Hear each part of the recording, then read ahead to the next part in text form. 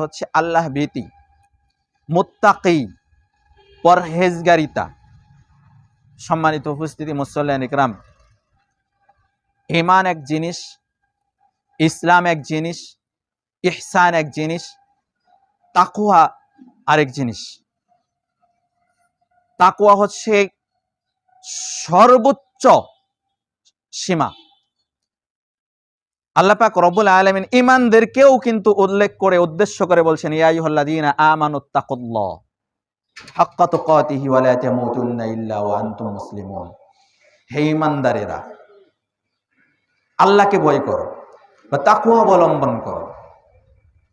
তার মানে ঈমানের চাইতেও আরো উচ্চ পর্যায়ের স্থান হচ্ছে তাকওয়া। আপনি যদি বলি যে আমি ঈমান এনেছি, কিসের উপর? আল্লাহর উপর, ফেরেশতাদের উপর, কিতাবের উপর, আখিরাতের উপর, তাকদীরের ভালো মন্দের উপর, শেষ বিচারের উপর আমরা ঈমান এনেছি। এই ঈমানই কিন্তু শেষ নয়, ঈমানেরও উচ্চ পর্যায়ে যেটা রয়েছে সেটা হচ্ছে তাকওয়া। আপনি যে কাজটাই করবেন না কেন, আপনার ভিতরে যদি তাকওয়া না থাকে, আল্লাহর ভয় যদি জাগ্রত না থাকে, আপনার সেই কাজটা পরিপূর্ণভাবে আদায় হবে না। তো সিয়াম যেটা আল্লাহ পাক রব্বুল আলামিন আমাদেরকে দান করেছিলেন, সেটার উদ্দেশ্যই ছিল শুধু সালাত নয়, শুধু সিয়াম নয়, শুধু কোরআন তেলাওয়াত নয়, আমরা শুধু সিয়াম পালন করব এক মাস এজন্য নয়, আমরা 12 মাস সালাত আদায় করব এজন্য নয়। আমাদের কাজে, কর্মে, ইবাদতে, বন্দেগীতে, প্রতিটা মুহূর্তে যেন আমরা তাকওয়া অবলম্বন করতে পারি, রব্বুল আলামিনের ভয় যেন আমাদের অন্তরে জাগ্রত করতে পারি, সেটার কথায় আল্লাহ পাক রব্বুল আলামিন বলেছেন লাআল্লাকুম তাত্তাকুন, যাতে তোমরা তাকওয়া, পরহেজগারিতা অবলম্বন করতে পারো। পরহেজগারিতার সর্বশেষ স্তর হচ্ছে তাকওয়া।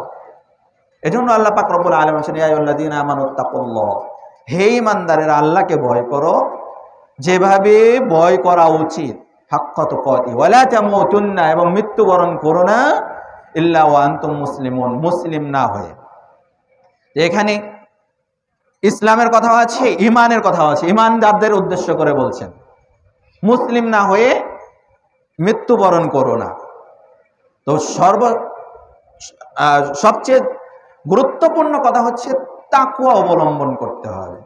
সম্মানিত উপস্থিতি মুসল্লিয়ান ইকরাম, আল্লাহ পাক রব্বুল আলামিন দুনিয়ার বুকে যত নবী এবং রাসূল পাঠিয়েছেন, প্রত্যেকটা নবী এবং রাসূলের যে দাওয়াত ছিল, সেই দাওয়াত ছিল তাকওয়া।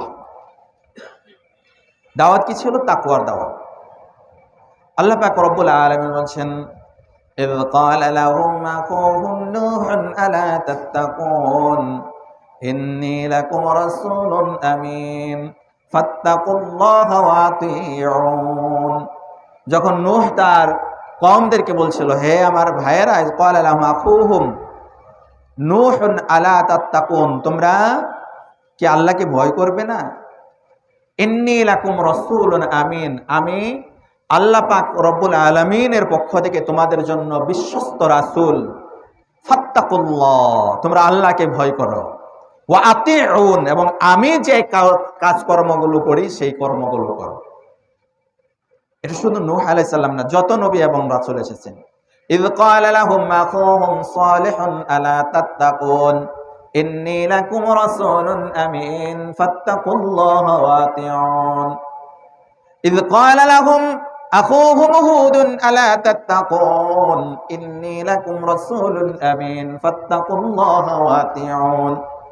ইয ক্বালা লাহুম শুআইবুন আলা তাত্তাকুন ইন্নী লাকুম রাসূলুন আমিন ফাত্তাকুল্লাহা ওয়া আতিউন। এরকম নূহ, লূত, শুআইব, হুদ, প্রত্যেকটা নবী এবং রাসূল। ওয়া ইব্রাহিম ইয ক্বালা লিকওমিহি ইবুদুল্লাহা ওয়াত্তাকুহ, ইব্রাহিম আলাইহিস সালামের দাওয়াত ছিল। ইব্রাহিম আলাইহিস সালাম তার কওমদেরকে বলেছিলেন ইয ক্বালা লিকওমিহি ইবুদুল্লাহ আলা ইয ক্বালা লিকওমিহি ইবুদুল্লাহা ওয়াত্তাকুহ, আল্লাহকে ভয় করো এবং পরহেজগারিতা অবলম্বন করো। আল্লাহকে ভয় করো, আল্লাহ ইবাদত বন্দেগী করো, তাকওয়া অবলম্বন করো। আল্লাহ পাক রব্বুল আলামিন দুনিয়ার বুকে যত মানুষ এসেছে, সব মানুষকে একটা কথাই বলেছেন। কি বলেছেন? ইয়া আইয়ুহান নাসু উবুদু রাব্বাকুমুল্লাযী খালাকাকুম ওয়াল্লাযীনা মিন ক্বাবলিকুম লাআল্লাকুম তাত্তাকুন। সব মানুষকে, এখানে ঈমানদার নয়, সব মুসলিম, ইহুদি, খ্রিস্টান, বৌদ্ধ, দুনিয়ায় যত মানুষ এসেছে সব মানুষদেরকে উদ্দেশ্য করে বলছেন, ইয়া আইয়ুহান নাসু উবুদু রাব্বাকুমুল্লাযী খালাকাকুম। হে দুনিয়ার মানুষেরা, তোমরা তোমাদের রবের ইবাদত করো, যিনি তোমাদেরকে সৃষ্টি করেছেন। আল্লাযীনা মিন ক্বাবলিকুম, এবং তোমাদের পূর্বে যারা এসেছিল তাদেরকে সৃষ্টি করেছেন। লাআল্লাকুম তাত্তাকুন, যদি ইবাদত বন্দেগী করো আশা করা যায় যে পরহেজগারিতা অবলম্বন করতে পারবে। তো ইবাদত বন্দেগী, সব ইবাদত বন্দেগীর মূল উদ্দেশ্য হচ্ছে তাকওয়া, পরহেজগারিতা অবলম্বন করা। আপনার ভিতরে যদি আল্লাহর ভয় না থাকে, আপনি যে সালাত আদায় করবেন, এই সালাত আপনার কোনো কাজে আসবে না। কারণ আপনার সালাতটা হয়তোবা কাউকে দেখানো, অন্য কাউকে দেখানোর উদ্দেশ্য হবে, হয়তোবা আপনার এই সালাতটা আপনার দুই এক বেলা পড়লেন, আরেক 5 ওয়াক্ত পড়লেন না, এরকম সালাত তো আল্লাহর ভয় নিয়ে পড়া হয় না। সালাত পড়তে হবে পরিপূর্ণভাবে, পুঙ্খানুপুঙ্খানুভাবে। যখনই সালাতের আজান হবে সাথে সাথে আসতে হবে। তো সম্মানিত উপস্থিতি।